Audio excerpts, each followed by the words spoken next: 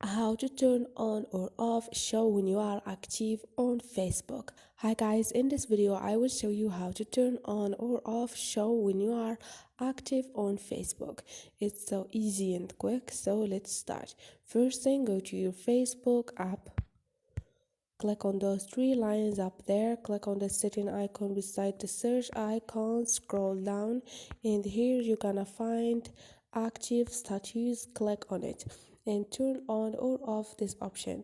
If you are turning on this option, they're gonna know when you are active on your Facebook.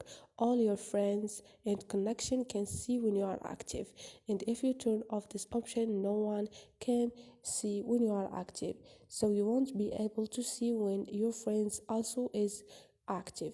Click on turn it off, and this is it. So this is it guys, hope this video was helpful to you. If you like this video, don't forget to subscribe and like.